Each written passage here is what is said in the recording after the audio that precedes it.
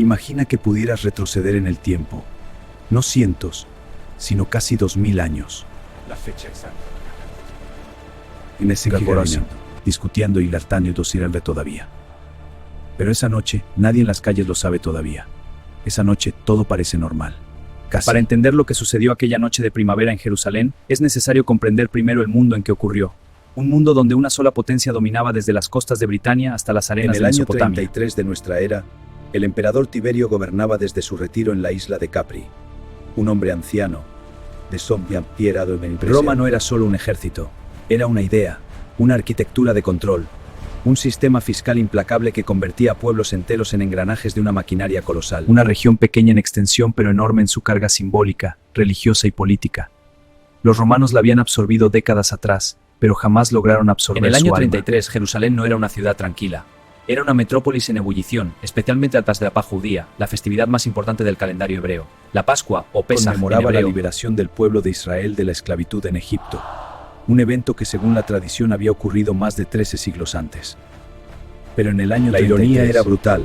El pueblo que celebraba su liberación vivía bajo la ocupación de un ejército extranjero.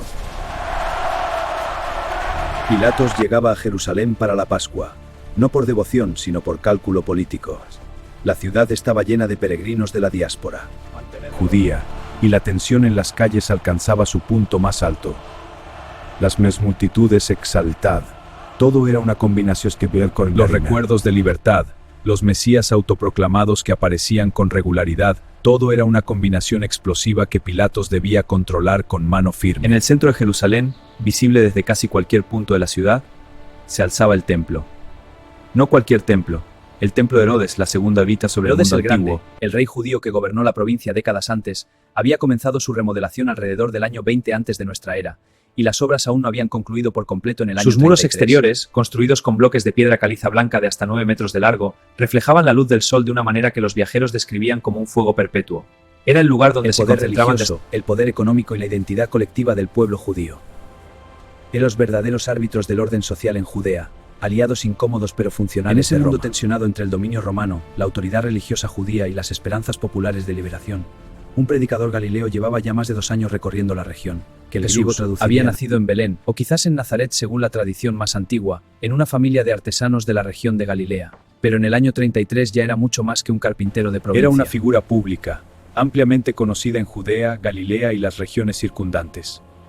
Sus seguidores lo como profeta, como maestro mucho Mesías, más cargada. El ungido, el libertador prometido por las Escrituras. Para el sumo sacerdote Caifás y el consejo del Sanedrín, esa misma palabra era para los romanos, el Jueves Santo no sinónimo de la nada. Fue el punto culminante de una semana que había comenzado de manera extraordinaria.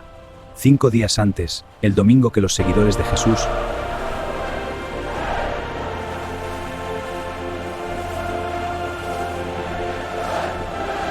un gesto que, en la cultura judía de la época, era un signo de reconocimiento real. Era el tipo de demostración pública que hacía sudar a los prefectos romanos y a los sumos sacerdotes por igual. En los días siguientes...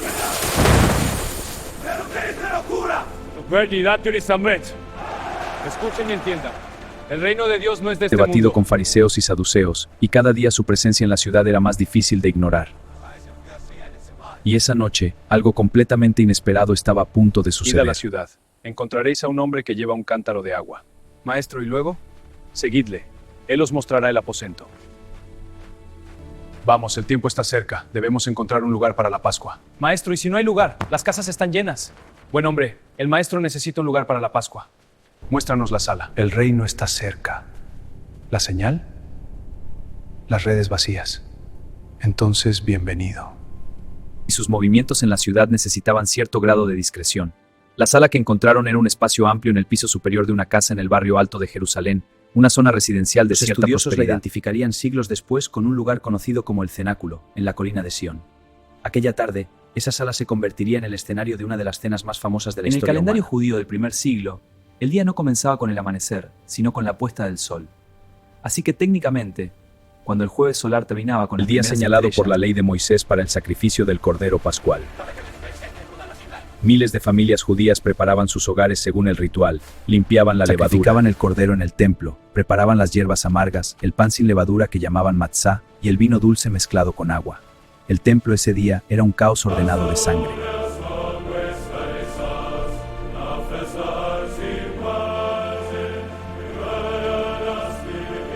La mesa está puesta, el vino servido, las hierbas dispuestas. Entremos, hermanos. Uno de vosotros no sabe Ya lo que había viene. tomado una decisión que cambiaría el curso de esa noche, que ya había ido ante las autoridades, que ya había acordado un precio. ¿Quién era ese hombre? ¿Por qué lo hizo? ¿Y qué pasó exactamente cuando todos se sentaron a la mesa?